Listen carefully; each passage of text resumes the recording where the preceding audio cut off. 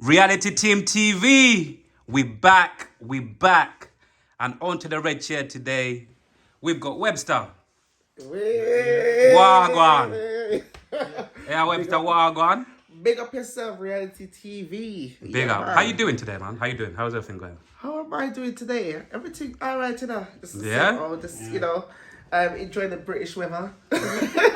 Like we always do. Looking forward to summer because Yeah. summer's coming soon, and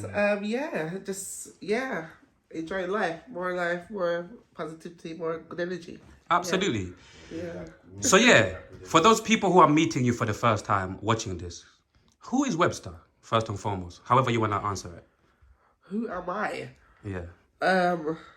So my name is Webster James Linton. I'm a UK British award-winning reggae singer, songwriter, and backing vocalist.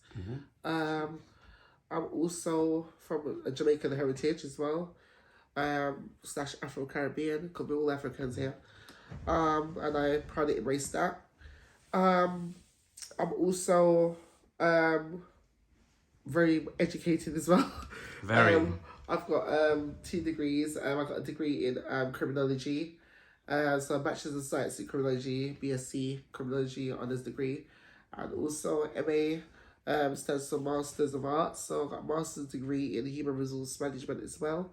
And I am a qualified HR practitioner as well. I have 7 years experience in HR. That's underqualified and qualified as well. That's me. I sing occasionally as well. I've toured. That's me. So- Sorry. No, all good. So, starting off with your education, yeah, did you always first and foremost anyway, do you love education? Obviously, because sometimes I assume whenever I see people who go on to obviously, to do degrees, like more than 1 degrees or whatever, I assume already automatically that they love education or whatnot.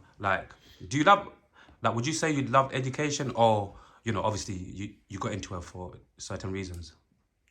I do enjoy learning, Yeah. and if I tell you guys my background, how I got into university, it's kind of weird because I asked myself this because,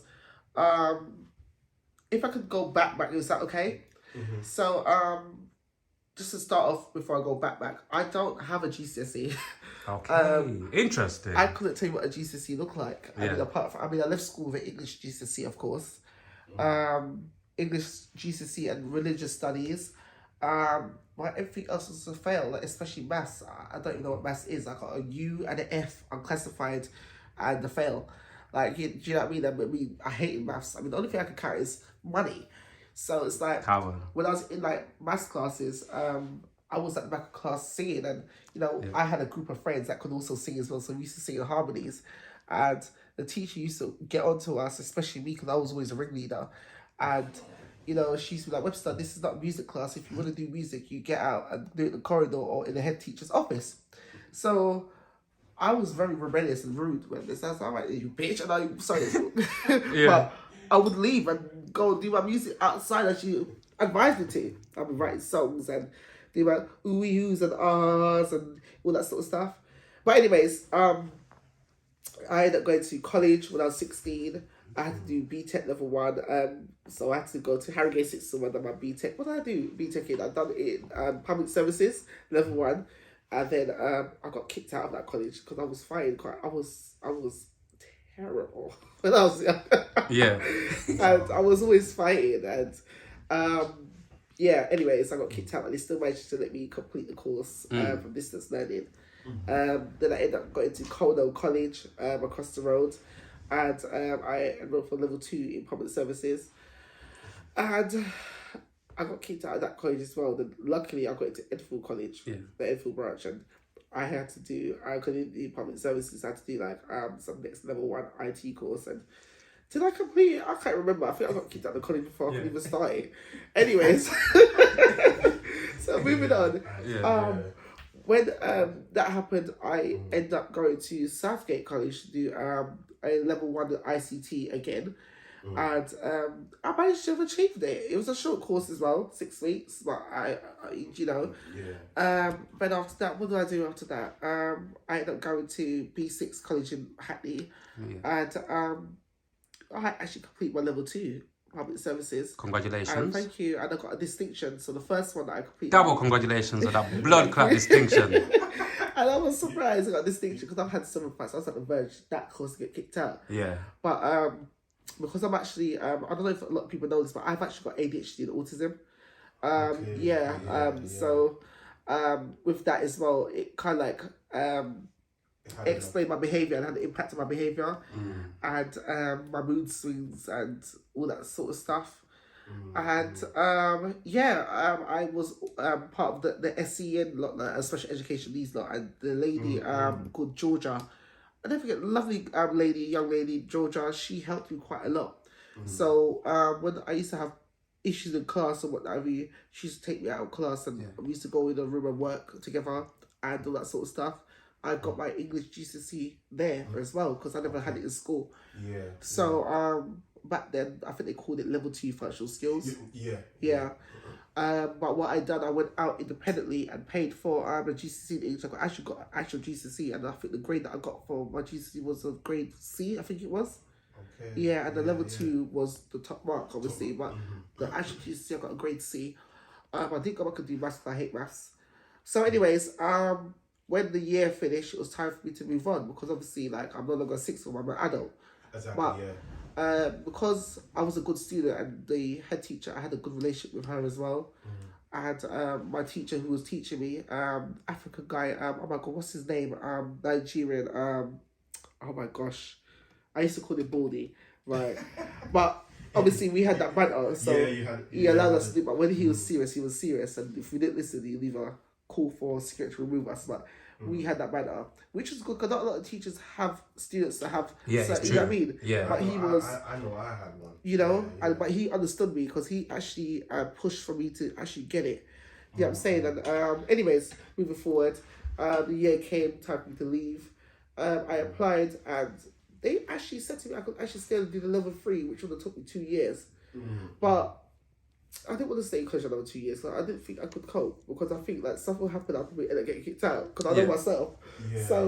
It was like, thank you, but I have to think about this.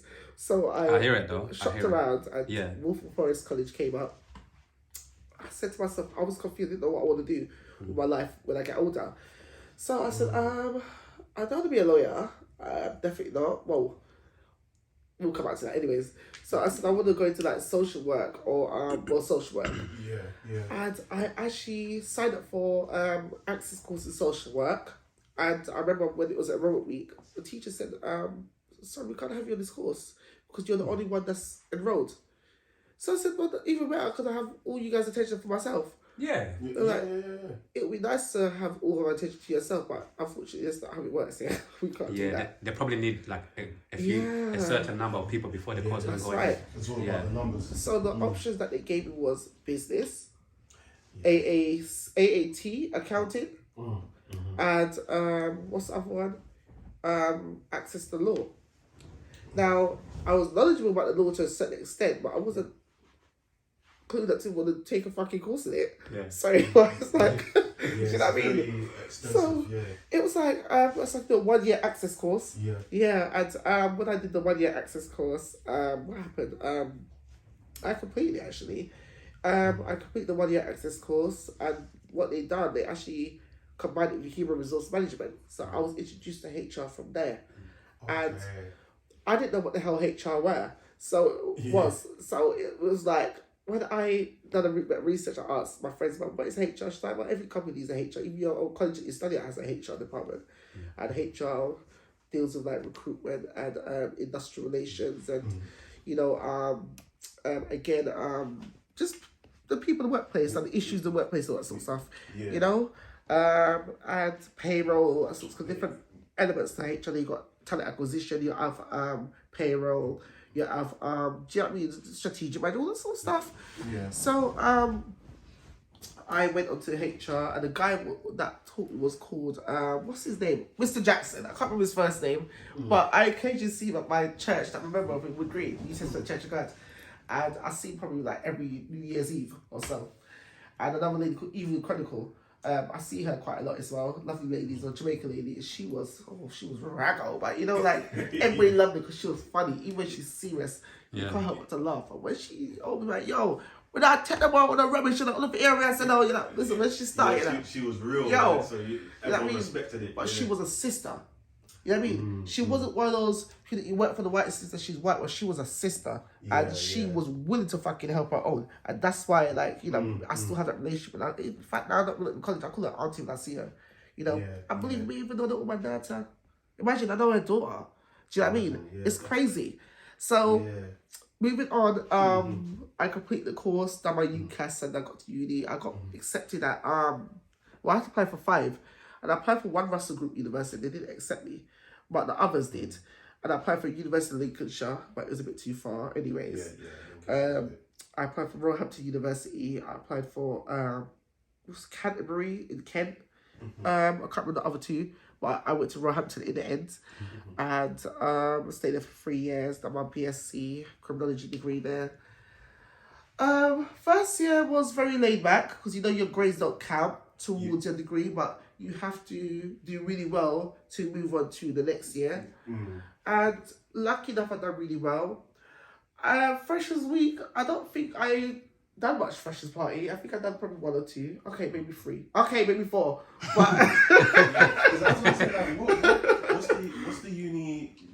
What's it like? Because obviously I hear a lot of stories about it. Me too, and we like even me speaking for myself.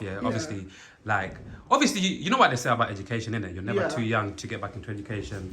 But for me as well, like what Lionel said, whenever I speak to different people who actually went to uni and they talk about their experiences, how uni was like. Sometimes I do really feel like not as much as I used to do before, but before I used to always like when I used to hear stories, I used to think to myself, I wish I actually experienced it. You get me? So that's why when we speak to people like you, it's like, how was your uni experience, and what was what was some of the things that you took from that experience? So uni for me, as I said, when I was 20 when I got to university. So I left my mum's house at the age of 20. I still had my own room and what I knew about my mum's, but obviously I wanted to kind of like experience different things. Like I wanted to kind of like grow my wings and fly. And I'm not saying I was restricted at home, but at the same time, because of respect for my mum, I wouldn't do certain things. Exactly. Do you know what I mean? And to be honest with you, certain things that I got up to, if my mum found out what I got up to, I'd probably she'd probably disown me. Sorry, mum.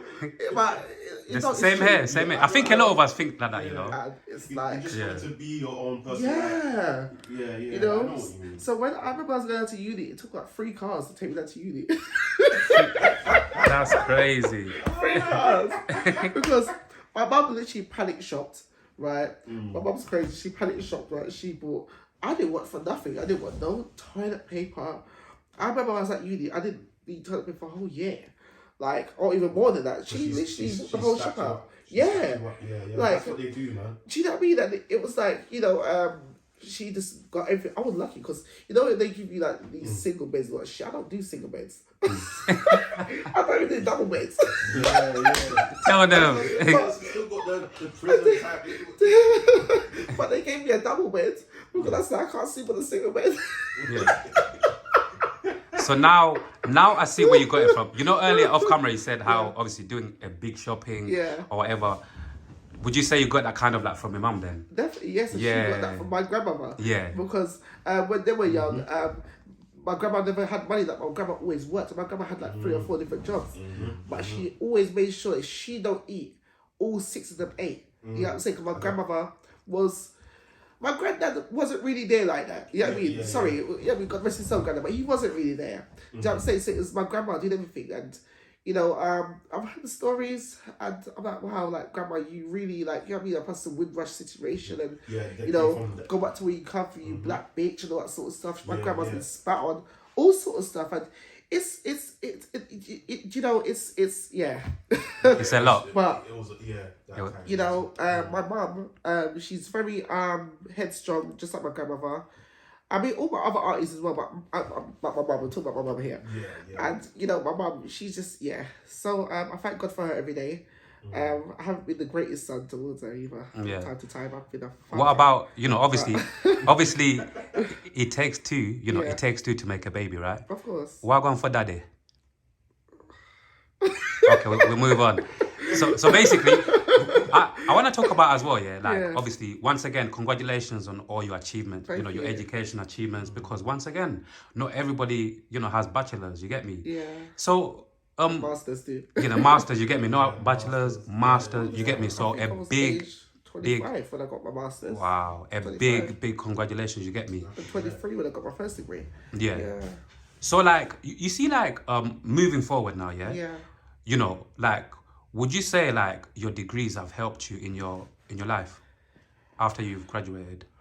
Yes. Well, being at university in general, because going to university, I learned so much things about myself. I've learned a lot of transferable skills, like you know, people skills, public speaking. I mean, Love that. even Public this. speaking is a I can skill. imagine that was like a regular process. Years ago, I would never be doing this. Like, I mean, no, I mean, it's even talking in front of you. Like, maybe just him, just maybe, but you being there. Yeah. Oh, I'm like, you know what I mean? But Yeah. I mean, even like when I go on stage and I sing, like before it was like I wanted to introduce myself. I just sing and come off. I'm not really much of a talker. But when I'm on stage, I'll banter. I'll make fun of myself and laugh on stage. My own jokes and what I mean, people laugh at me and laugh with me, and I'm like, yeah, I told you guys, I'm that clown, but you know, I'm a good entertainer. You guys can't deny that. And people are like, yeah. Thank God I've never ever been bullied on stage. Praise God, never. You know what I mean? Yeah. But anyways, public speaking. What else? I've learned IT skills. Yeah. Okay. What about you know, like with your criminology? Yeah. Like, what are some of, you know, like some of the Topics. big lessons that you've got from that degree? Some of the, you know, some of the things that you've learned you've taken away from that degree. Understanding how the mind works. Yeah.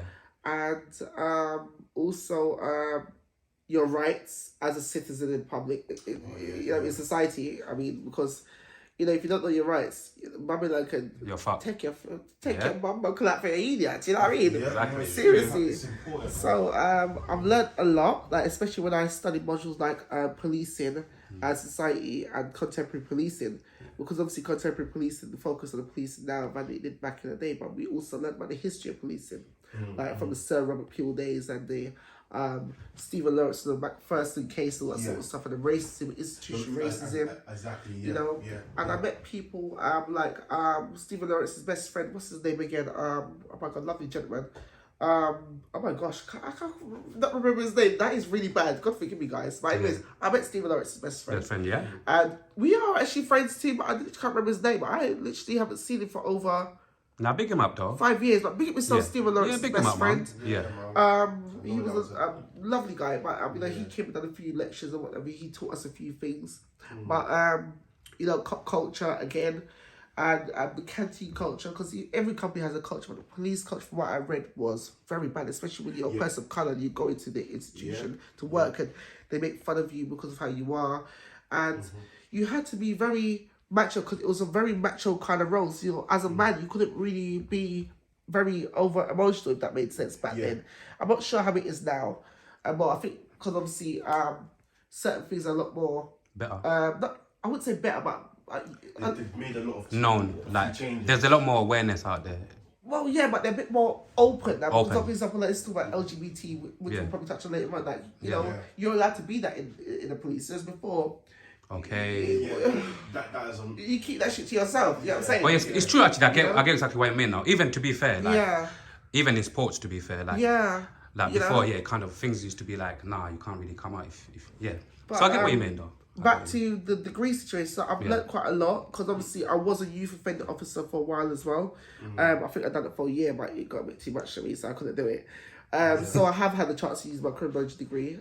I have, but I've used my master's degree more because I've worked mostly like office jobs. So I've done like HR, as I said, I've got 6-7 years experience in HR.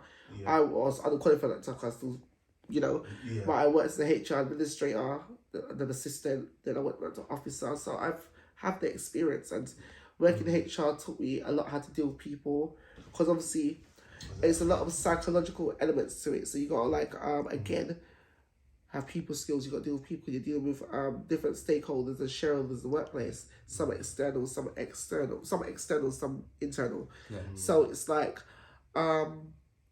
again, I've learned like, you know, payroll, all that sort of stuff, and the different systems that we use. Because obviously, I've worked in I worked in the NHS. So when I got the job in the NHS, we was using a thing called Sage, and then they scrapped it, and we use a thing called HRIS, which stands for Human Resource Information System. So for that, it kind of does that all the recruitment for you, as well as your payroll, so you can track absences and all that sort of stuff, and you know, pay and benefits and all that sort of stuff, and pensions, you know, all the latter. You know, the usual. Yeah. So I've gained a lot of transferable skills from both degrees, to be honest with you. So yeah. That sounds really good. Even like you touched on the NHS, Yeah. Obviously, there's always conversations, obviously sometimes in terms of like the state of the NHS, conversations about people, doctors, people that work within the NHS. And obviously I hear also a lot of people also like think, or maybe it might be true, that, you know, in years to come, the NHS is not going to be, you know, here anymore. It's going to be private. It's not going to be free anymore. So obviously, you working in the NHS, me too. I hope not, because we need, you know, our, you know, free healthcare. But you working in the NHS, like, you know, within that period that you was working the NHS, like, what were some of your experiences, man? You get what I'm saying? Because I love talking to people within certain industries to actually, you know, try to find out, like, did you like it? Did you see some of the faults? Did you see some of the did you also see some things within the NHS that also made you feel like, I feel like the NHS is gonna close down one day? Yeah, like, how was it for you, like, in general? I didn't foresee any of it closing down, but during the time when I was working there, I was working in NHS during the time of Brexit, and with Brexit, during Brexit, Brexit was very, like, you know, intense. Yeah, and we didn't know how shit was gonna go, and to be honest with you, I mean, myself working at NHS, I experienced a lot of micro-racism. Yeah. Is there such a word as micro-racism? Of course.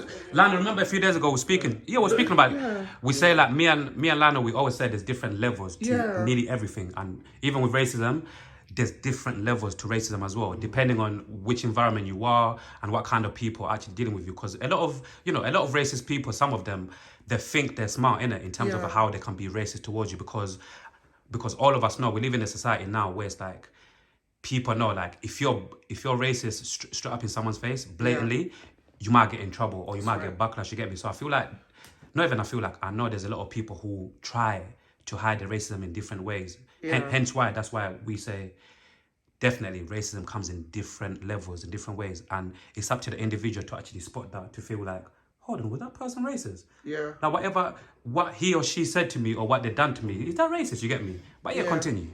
Yeah, continue. I mean, I experienced a bit of racism because obviously at the time I was underqualified and I was the HR administrator. Yeah. And I had certain ways certain colleagues spoke to me, like, you know, Yeah, I can tell you. Yeah. Do you know what I mean? You know, the people that wasn't of colour. Yeah. And it was a lot. Some days I'd go home and I would be really stressed out, and I'd be really bad. I used to go and take it out my other half sometimes as well.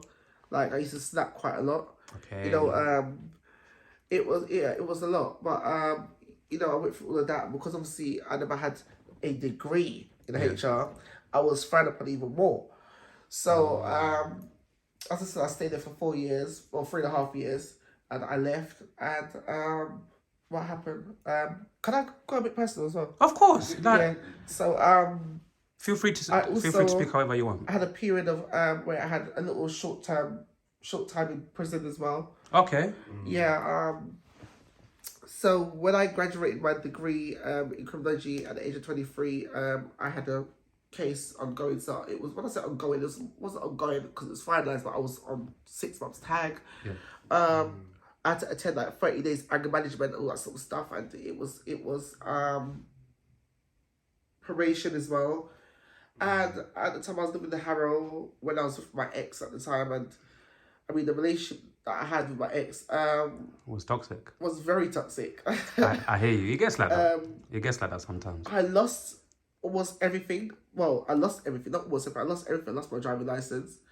I lost my money for a mortgage that I took out. Yeah. Like, you know, it was like, you know, I went to prison and I lost everything. Can I ask you something? Can I quickly ask you something? Sure. Like, and it's nothing even controversial. It's just all about love, innit? Because I've been through it as well, innit? Like, what do you think it is, yeah, with us, some of us human beings who, obviously, we fall in love. You get me? Once again, I've been in love and I've lost myself through love. You get me? Yeah. And to a certain degree, believe it or not, regardless of the person that you see, I still feel like to a certain degree, I've still got some recovering to still do, believe it or not, because it was a fucked up relationship, right? Like, my question is like, what is it about human beings? What is it about some of us who fall in love, but then we lose ourselves in that situation? Obviously, you got to understand, because I feel like, I don't know why it is, some of us, you know, good people, a lot of us, we get in relationships, for whatever reason, we fall in love heavily, we get attached to that person in a mad way, for whatever reason, and if that situation, if that relationship ends up obviously not working out, being toxic during the conversation, but because we fall in love to a certain degree, it's like some of us will lose. Yeah, that's the word is some of us. Why do we lose ourselves in love sometimes? And some of us, we might do stupid shit, whatever. Because honestly, I'm talking about experience. That's what I'm saying. It's literally because honestly, Webster, even if my ex ever watched this conversation, she'll be nodding her head. Yeah, nigga, tell them you lost yourself. Like, it was crazy, toxic. But then in hindsight, you look back and you're like, what the fuck was I doing? You get me? Like, what is it about, what do you think? Like, what is it about us, some of us who fall in love, but we lose ourselves in that love? Because love is beautiful, right? It's like, it's one of them ones where it's like, you can just fall in love. You know, some things are easier said than done, innit, right? Like, fall in love, but obviously if you find out that person not good for you or whatever, leave them or turn a blind eye or whatever, or even if you... even a lot of that. You get me? You get me? Or even sometimes people say to you, leave them, and even if you're heartbroken, but at least you don't need to deal with the bullshit, leave them and heal and get on. But a lot of times when you fall in love, what I realised after going through my own thing is like, some things in life, they're easier said than done. Especially like when you're not in that situation, because there's like someone can tell you do this, but if you're actually physically in it in real time, it's like it's a different story. Versus it's like watching a movie and it's like, oh, I could have done this, I could have done that. But if something happens to you in real life, it's like, you got what I'm saying? So it's like, sorry that I went all the way around, but why do you think some of us lose ourselves in love? It's like, it's crazy. I mean, I can only talk for myself. Yeah, of course, but there might be some people that might relate to me. Yeah, I can relate. So for me back then, because she was my first proper relationship. I mean, when I was younger, I've slept around. I've done it all. Do you know what I mean? I mean, I'm gonna be 30 next year. Gonna be 29 next couple of weeks, 2 weeks time, and it's like there's nothing I haven't done sexually. So it's like, with her. She was like the first proper... Your first real love? Yeah. And fuck it, I feel like that. Why is it always about your first real love? It's like, it's different. Sorry, my God. That's cool. Obviously, when we was younger, we used to mess around. I mean, she had a baby daddies, daddy, one of them at the time. Yeah. And when we actually got fully into a relationship, we lost contact, but we was on social media. So it's like, when I happened to be living in the area, I was on Snapchat, I posted, I posted the area. And she's like, oh, swear down, like, I live in the area, no, you don't. I've never seen you out here. It's like, I do live up the road. So I got the postcode and literally, like, I was driving at that time as well. So it's like literally like a 2-minute drive. Like, 2 minutes? You can even walk there. You can even walk there. I'm quite lazy, so I couldn't go to walk. So close, but so far away. Yeah. So I just literally drove up there, and when I went up there, she had a friend that was at the house, innit? And, we you done your thing. Got messy in it. Yeah, you done your thing. So done thing. So like, so like moving forward, a little bit moving forward, like in terms of obviously that relationship. Yeah. What did you guys end up like officially like getting together, like boyfriend and girlfriend? Yeah. So it worked. Obviously, after that first night, it was the next day. I was like, oh wow, I like that. I couldn't get enough. So I was like, yo, what are you doing today? I'll come to see you. She's like, oh, come on. So obviously, the kids are gonna be with their dads. So it's like, cool. I'm gonna come see you later on. Yeah. And linked up. The third time, the day after that, and I said, you know what, fuck it, let's just make something of this. Make it official, yeah. And then I remember I was stepdad for a couple of years to the 3 kids that she had at the time. Kids. So you guys was actually together for a good few years? Yeah. And I hear you, man. Well, longer than that, but obviously officially. Yeah. Because I was messing with her while she was with her baby dad. I hear it, yeah. And moving on, that was going on. And then I can put it. So much things happened. Like Yeah. it got to a point where Did you cheat on her? Sorry. Yeah. So moving forward. No, wait. go. Answer that question. Did I cheat on her? Yeah. Okay. Cool. Because I didn't know if you wanted to obviously answer or not. She's getting to it. She's getting to Okay. the situation. Yeah. I cheated back on her. Cheated back on her. Yeah. Okay. I cheated back on her. Yeah. Fair play. That's Right? fucking fair play. Because Come on. obviously, like, it's one of us, like, my girl, she had more fucking male cousins than I did. Yeah. Oh my She had God. more male cousins than I did. Like, everyone was, oh, it's a cousin, oh, it's a godbrother, oh, it's my uncle, it's a, you know what I mean? Them ones. So, it was like, certain conversation, obviously, I had low self-esteem. So, back to the question, why do people lose their self-love? I had low self-esteem. I couldn't stand the fact of being alone. I hated being alone. You know, now that shit is different now because I'm 29 now. Exactly, and I'm experienced. But what I'm trying to say back then, I didn't And you're a lot really more know. wiser as well. There we go. So it's like, I hate being alone, all that sort of stuff. So it's like, hey, like, so there's, as I said, didn't want to be alone, all that sort of stuff. And I put a lot of stuff that I was working at the time. I was studying my degree at uni, and it was like, come back home, having to cook, clean, because she, don't get me wrong, she had her good points. She was never mean. She was very kind, and she's a good mother. Yeah. Very kind. She's a good mother. I'll never take that away from her. And she's a good mother, very kind. But she had this disgusting, dirty side to her that I didn't like. Like, you know what I mean? And, You sure we're not talking about the same woman? Fucking hell. Sorry. Fuck no, me. seriously, like, That's crazy. I used to come home and I'm not lying, like, the sex was great, but again, After a while, it goes beyond sex. yeah. It goes, more it's more than sex. Yeah, Yeah, it after was a a lot while. more than that. Like, I wanted more because, we had a disgusting sexual relationship. Like, we You know, experimented. yeah. Like, you know what I come- mean? We, No, I love all of that shit. Come on. You know my thing.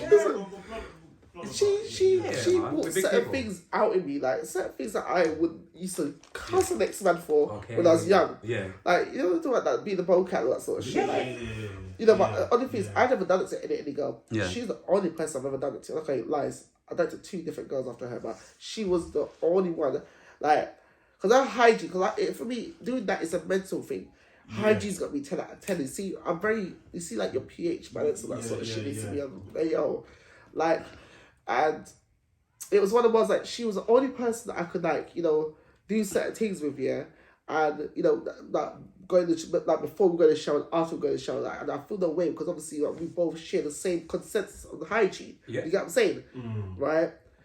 And the only thing I miss is that because there's some girls here, like, that I chat to you, like, something that I chat to, I'd love to, like, show, like, the Your wild side to freakiness. Yeah. Your freakiness. Yeah. But I'm scared because, like, I don't You know must scare them there. away.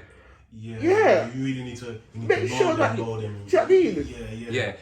Is it like, sorry to even cut you, do you feel like it's 2 parts? You might scare them away because they might not be ready for that freakiness, and on the other hand as well, like you said, the hygiene. There's that as well. How clean they are down there. Yeah. You get me? Yeah. That's the thing you don't know. Because the things, listen, the things I will do is to listen, hey, sorry, man, like, get me, like, like I said, I do my thing and I do it well. Yeah. That's what I'm saying, right?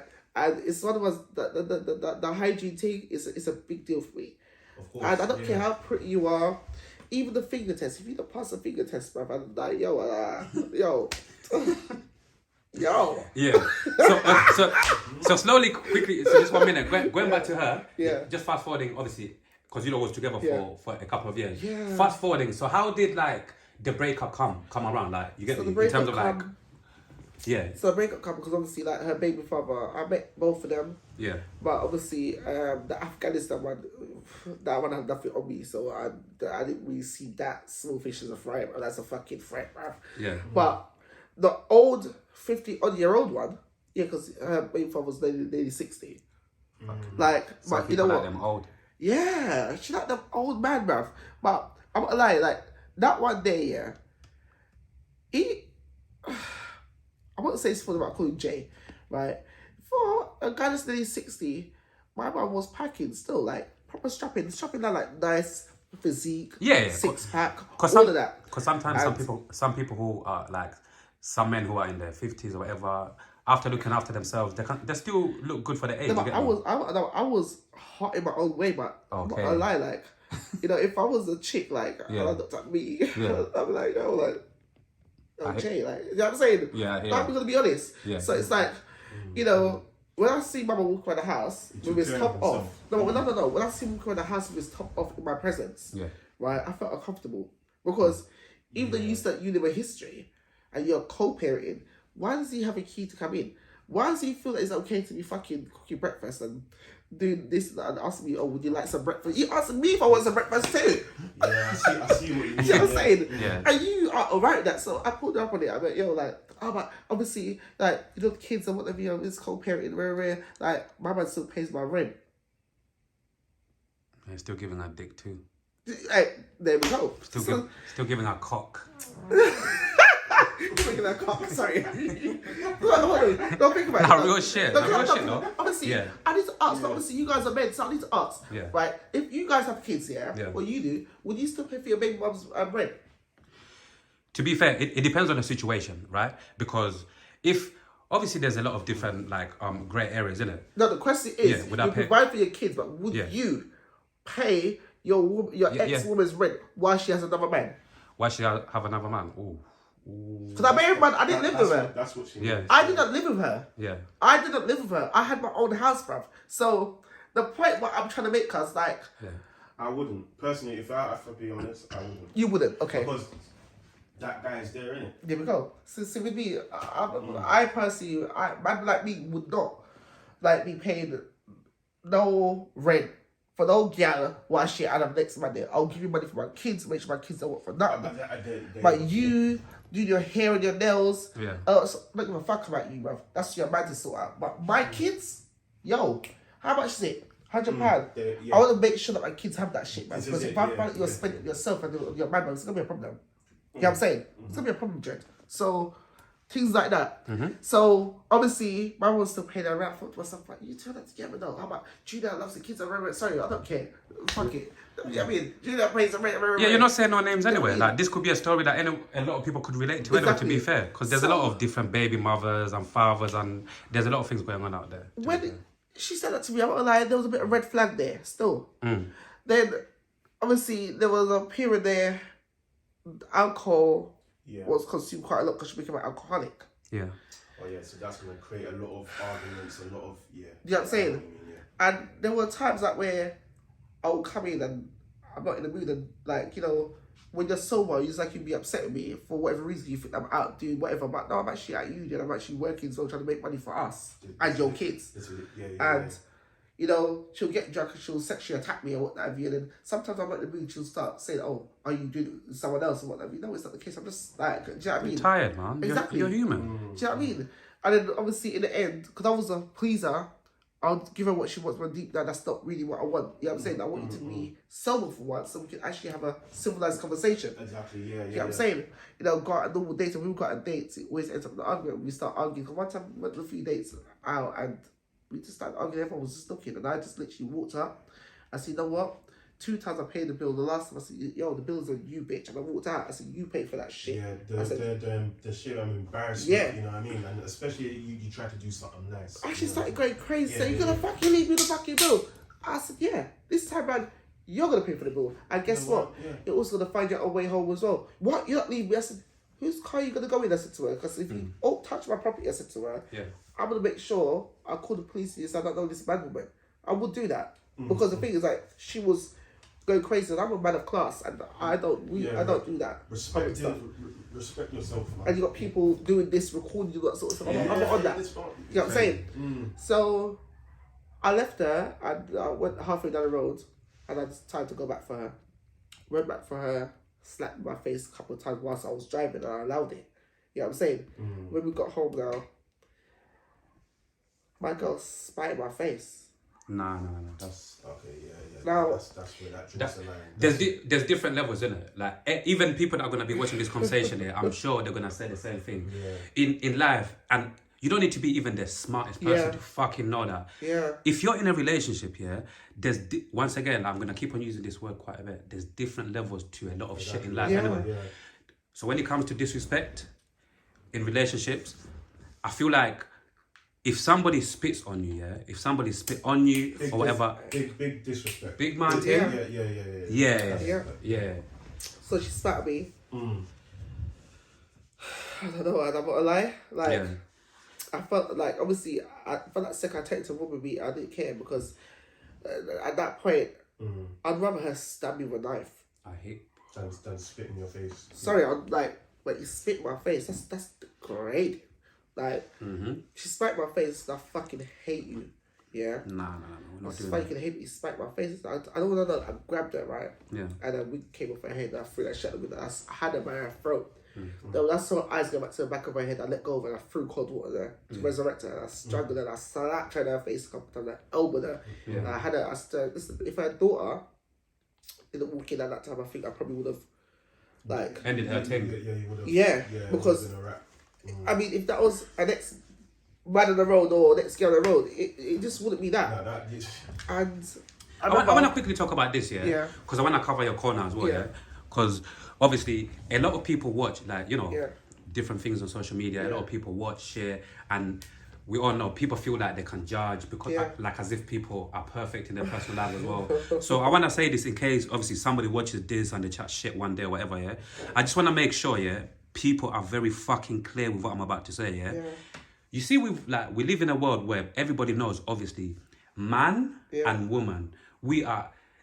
Clearly, there's a difference. There's a woman and a man, yeah? There's a pussy and there's a dick. Excuse my language, yeah? And even in life, there's a lot of different examples I could give. What makes a woman and a man different, right? But I feel like moving forward, I feel like some women, because of society saying you can't hit a woman, because of society saying you can't do this because you're a man, I feel like a lot of women till this day, for whatever reason, a lot of women take advantage of that, right? And in relationships, a lot of women do some fucked up shit. And what I want to say to people is, listen, like what we said at the beginning of this, sometimes, you might be out of a situation and somebody might tell you the story and you might judge them because you was not in that situation. You was only listening to the story or whatever.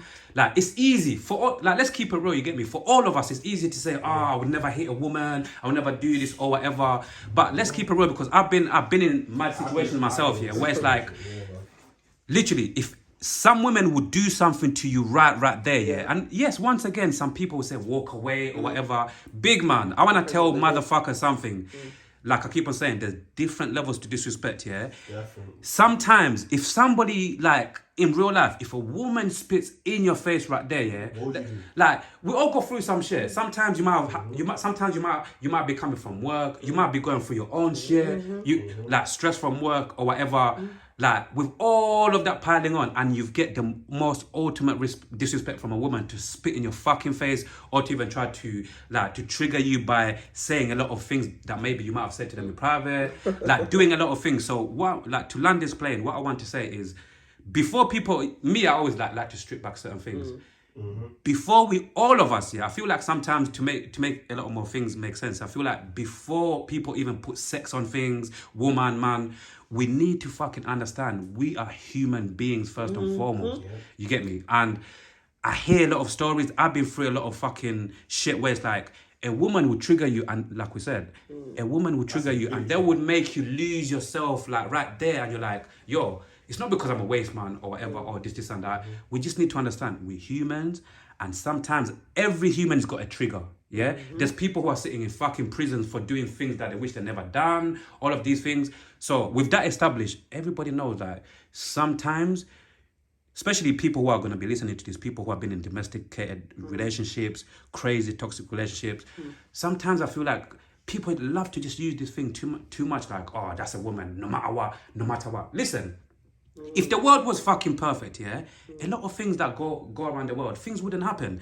If the world was perfect, a lot of us people who fall in love or who get into relationships, do you really think we really want to fucking fight, do all of these things, or go back and forth with people that we love? Do you get what I'm trying to say? So it's like, we need to sometimes really break down things and understand. Listen, take each situation for itself. Don't fucking say, I wouldn't do that. Sometimes we just need to look deeper into certain situations and be like, and really try to understand, like, yo, if somebody spits on your face, if somebody triggers you, hey, sometimes, once again, you're a human. Sometimes you're going to lose yourself.